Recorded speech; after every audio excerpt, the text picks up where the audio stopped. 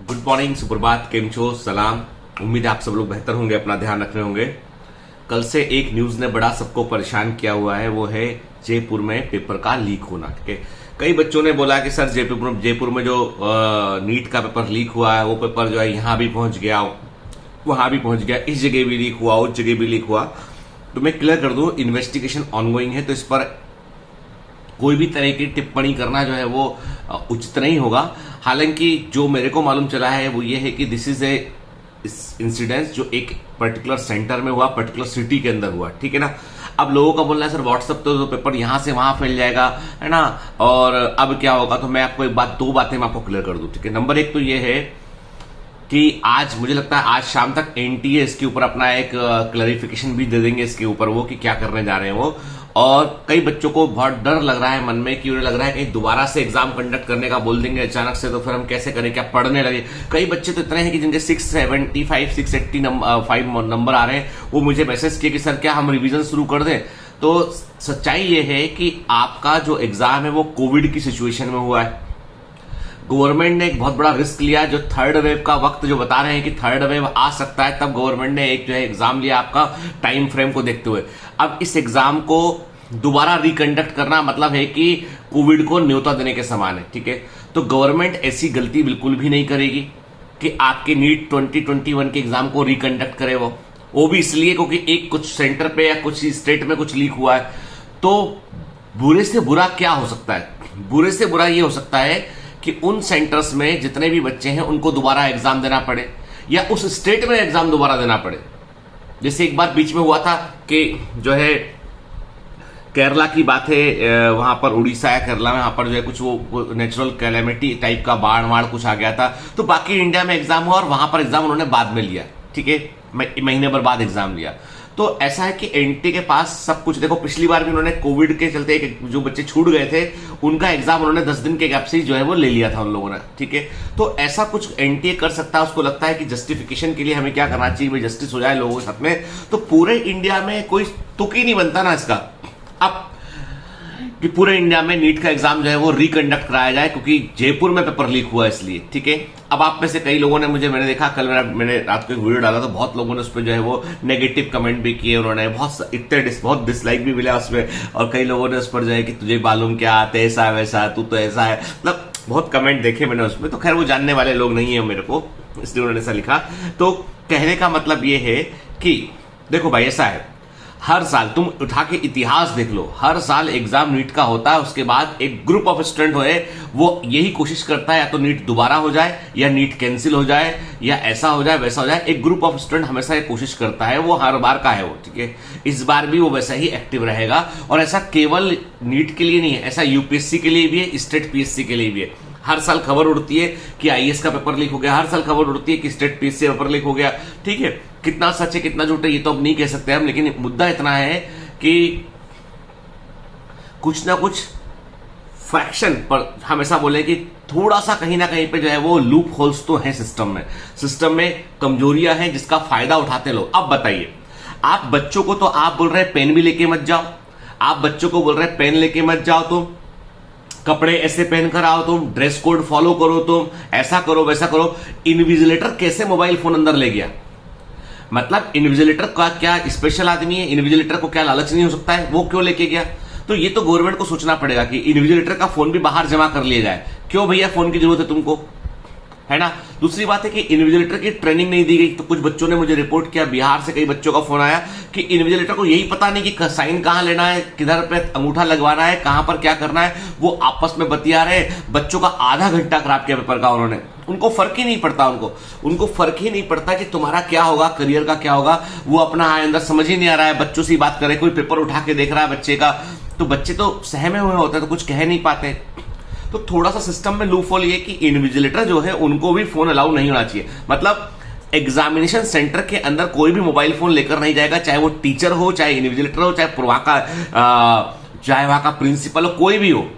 Y phone is allowed? क्यों allowed नहीं होना चाहिए फोन? बाहर स्ट्रांग रूम में जमा करा लो फोन को, ताकि जो है कोई पेपर लीक ना कर सके। अब इस पूरी घटना में जो पूरा सामने निकल के आया इसमें कि भाई 35, अभी जो न्यूज आ रही है सामने, अब न्यूज के हवाले से बोल रहा हूं मैं, कितना सच है मुझे नहीं मालूम, कि 35 लाख रुपए में सौदा हुआ कि लड़की एग्जाम में बैठेगी, 35 लाख रुपए देंगे, तुम हमको पेपर मिल जाएगा, सॉल्व करेंगे सॉल्वर्स, उसके बाद आंसर आएगा, टिक कर लेंगे। भैया 35 लाख बड़ा रकम होता है, ठीक है। नंबर एक, यदि पेपर के आप सोच रहे हैं कि ये वाइड स्प्रेड लीक हुआ है, तो 35 लाख हर कोई व्यक्ति पेपर के लिए इतनी बड़ी रिस्क लेकर नहीं देगा, नंबर एक, ठीक है। नंबर दो ये है कि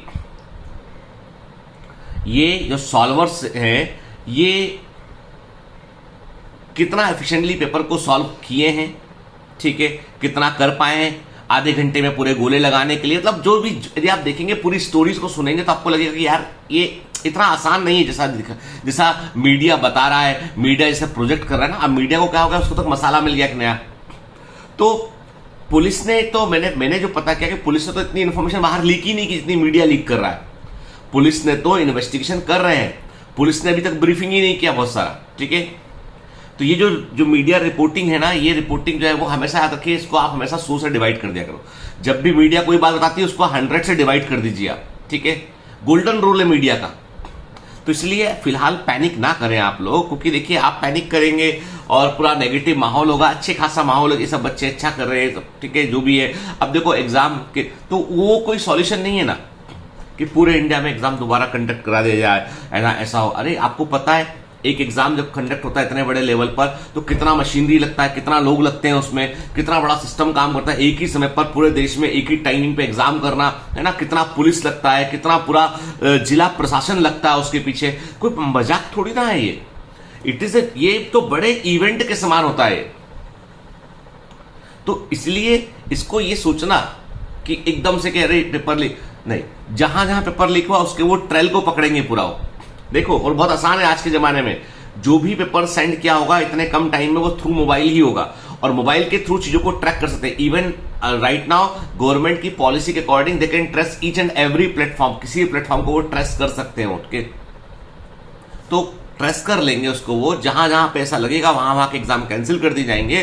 तो मतलब यह है कि अभी इन्वेस्टिगेशन ऑनगोइंग है, इसलिए कुछ कहना बहुत जल्दी में कि ऐसा हो जाएगा ये समझदारी नहीं है। इसको लेके आप बिल्कुल पैनिक मत हुइए, जो होगा वो सबके लिए एक समान होगा। वो कुछ बच्चे जयपुर के अलग अलग सेंटर से हैं, बहुत अच्छा परफॉर्म किया उन लोगों ने, तो वो बच्चे बहुत पैनिक में, सर हमारा क्या होगा, हमने तो कुछ किया ही नहीं। ये बहुत गलत बात है कि कुछ लोग जो है बेईमान होते हैं और पूरे बड़ी संख्या में लोग उसकी कीमत लोगों को चुकानी पड़ती है। तो मुझे तो ऐसा लगता है कि जिन जिन सेंटर पे एक न्यूज आ रही है, या जिस सिटी में ये न्यूज आ रही है, या जिस स्टेट में ये न्यूज आ रही है, तो उन लोगों को थोड़ा अलर्ट पर रहना चाहिए कि वहां पर एग्जाम रिकंडक्ट हो सकता है, ठीक है। क्योंकि ऐसी कोई न्यूज जो है वो महाराष्ट्र में नहीं है, ऐसी कोई न्यूज नहीं है। अब आप कई बच्चों ने बोला सर आपको क्या पता, अरे भाई तुमको हमको भले ही ना पता हो, पर आपको शायद पता नहीं है। पुलिस का अपना एक मुखबिर सिस्टम होता है, पुलिस का अपना एक नेटवर्क होता है। पुलिस का नेटवर्क कोई मामूली नहीं है। पुलिसिंग जो है वो, मैं तो मेरे फैमिली में तो जो है पुलिस में भी लोग हैं, तो वो बताते हैं पुलिस का अपना एक बहुत स्ट्रांग नेटवर्क होता है। जो कोई भी चीज होने वाली होती है उसकी खबर पहले लग जाती है उनको, ठीक है। तो आप ये सोच रहे हैं ना कि पुलिस को खबर ही नहीं लगेगी, तो ये आपका बचपना है। पुलिस के पास में मुखबिर का पूरा एक पूरा सेटअप होता है, और उस सेटअप से बच पाना इतना आसान नहीं है। वो कहीं ना कहीं से न्यूज उनको मिल जाती है, जयपुर में कैसे पकड़ा गया, तो ऐसे हो जाता है। इसलिए इसको ये सोचना कि सब कुछ नेगेटिव है, सब कुछ खराब है, सब कुछ सिस्टम सड़ गया है, ऐसा सोचना ठीक नहीं है। तो वही वाली बात है, कई बच्चों को सर आप तो इसलिए बोल रहे हो कि एग्जाम आपके बच्चों का अच्छा गया है, या आप हमारे साथ नहीं हो, ये आदमी कभी बच्चों का साथ, किसी ने लिखा कि ये आदमी कभी बच्चों का साथ दे। अरे बच्चों का साथ देना और सच का साथ देना, फैक्ट पे बात करना, ये दोनों अलग अलग बातें। बच्चों के साथ मैं क्यों नहीं हूं, मैं बच्चों के साथ ही हूं मैं, लेकिन मैं आप चाहते हैं कि पैनिक क्रिएट कर दिया जाए, पूरे पैन इंडिया पैनिक क्रिएट कर दिया जाए, पैन इंडिया में अपनी पॉपुलैरिटी के लिए पैनिक क्रिएट कर दूं पूरा, ये तो ठीक नहीं है ना किसी भी सूरत में।